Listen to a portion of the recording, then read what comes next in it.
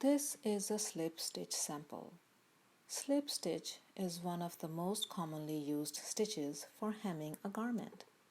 From the wrong side, stitches will be diagonal, forming V's between the hem and the body of the fabric. And from the right side, the stitches will be almost invisible. When hemming by hand, make sure to maintain the even distance between the stitches. Here the distance is about 3/8 of an inch between the stitches. For slip stitch, the distance between the stitches should be no less than 3/8 of an inch and no more than half an inch apart. Stitches that are too far apart will not hold the hem in place, and the stitches that are too close will make the hem look puckered. For slip stitch, hem is going to be 1 inch. For 1 inch hem, fold 1/4 of an inch, seam allowance for the hem and finger press, and then fold 1 inch and press using iron. You're pressing the bottom edge of the hem, not the edge that has seam allowance. And the reason for that is when making a slip stitch, the needle has to go in between the folded edge of the hem and seam allowance, and if you press that edge, it will have a very sharp crease line and you will have a hard time inserting the needle in the fabric when making a slip stitch. You can either hold the fabric this way so that the hem is away from you and the fabric is towards you. You will hold your fabric with your left hand if you are a right-hander and work through with right hand. You can also hold the fabric this way so that the hem is towards you. Hold the fabric with your left hand and work your way with the right hand. So I will be working this way where the hem is away from me and the fabric is towards me. This slip stitch hem is going to be a clean finish hem, which means the raw edges of the hem will be tucked under the hem. Let's go over some of the terminology before we begin slip stitching. The raw edge of the fabric that is folded first is 1/4 of an inch and is the seam allowance for the hem. Then the fabric is folded again at 1 inch and is the hem of the garment, also known as hem allowance. And the rest of the fabric here is called body. Make sure that the hem is even all the way. Next step is pinning. Pin through all the layers of the fabric, including the seam allowance, and closer to the inner hem edge where slip stitch will be done.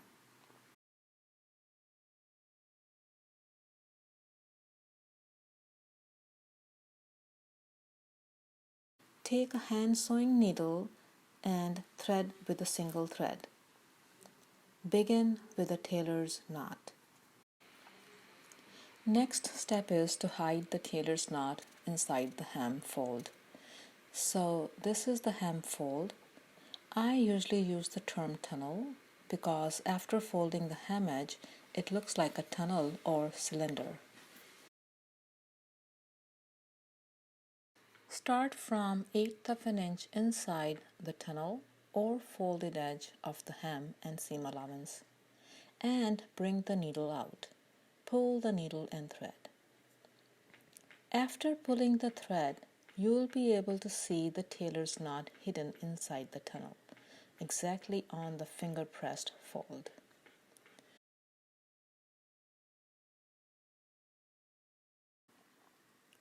Next stitch will be made on the body of the fabric just below the hem edge. To make a stitch on the body, move 1/8 of an inch to the left. Insert the needle and catch a couple of threads of the fabric like so. Pull the thread. You don't have to measure. try to eyeball the measurements.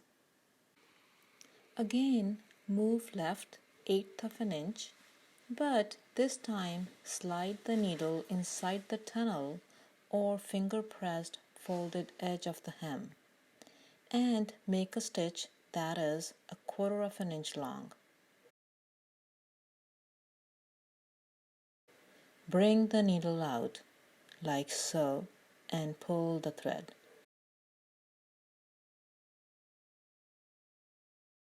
Keep the thread away when making stitches. Again, make a stitch on the body of the fabric just below the hem edge. Move 1/8 of an inch to the left, insert the needle and catch a couple of threads of the body and pull the needle and thread.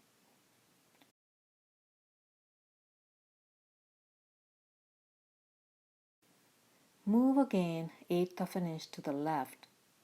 This time slide the needle inside the tunnel and make a stitch that is 1/4 of an inch long.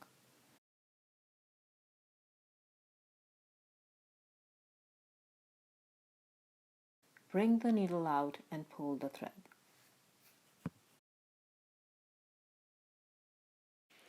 Try not to pull the thread too much, otherwise it will pucker the fabric. Hem should have no puckers and should lay smooth and flat.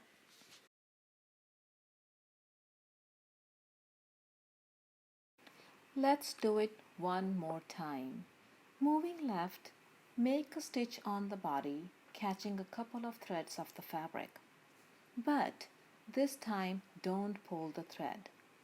Instead, at the same time, insert the needle inside the tunnel, making a 1/4 inch long stitch and bring the needle out. This way, you are making 2 stitches at the same time. Remember to maintain even distance between the stitches. Now pull the thread. You can either do one step at a time or both the steps at the same time.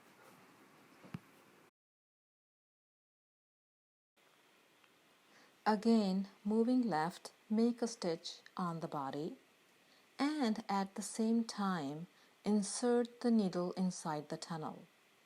Make a 1/4 of an inch stitch, bring the needle out and pull the thread.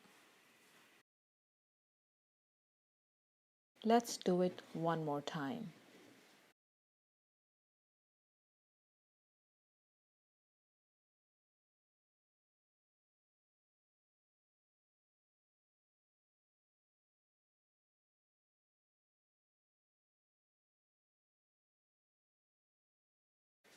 Check the stitches that are made.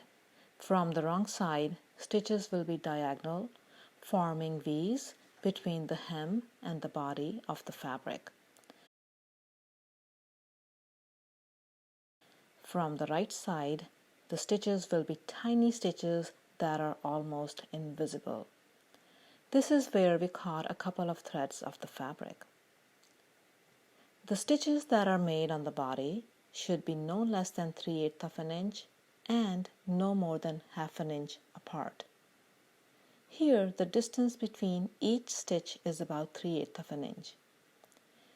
Maintain the even distance of the stitches throughout the hem. Continue doing the same until the hem is completed.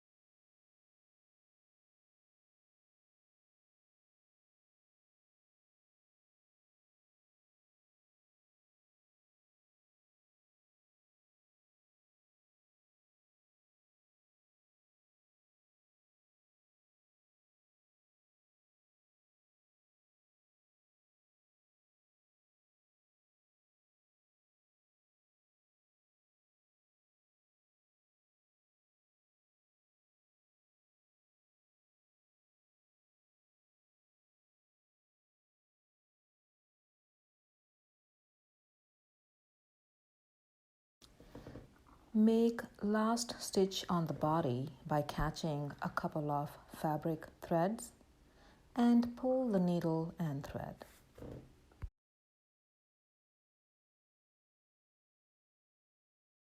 Finish the hem by securing the thread with anchor knot. Insert the needle inside the tunnel.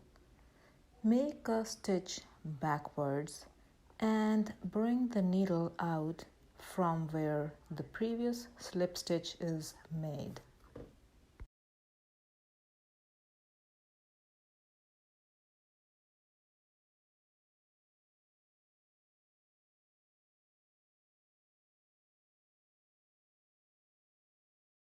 Now insert the needle through the slip stitch threads. Pull the thread, leave a small loop, and the needle will go through the thread loop.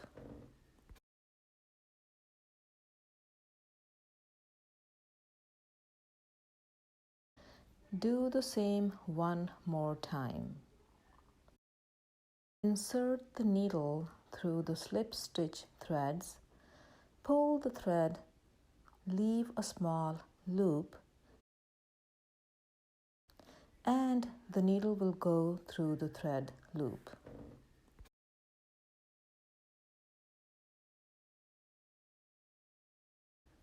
The last step is to hide the thread tail inside the tunnel.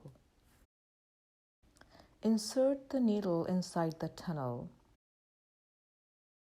Make a long stitch and then pull the thread.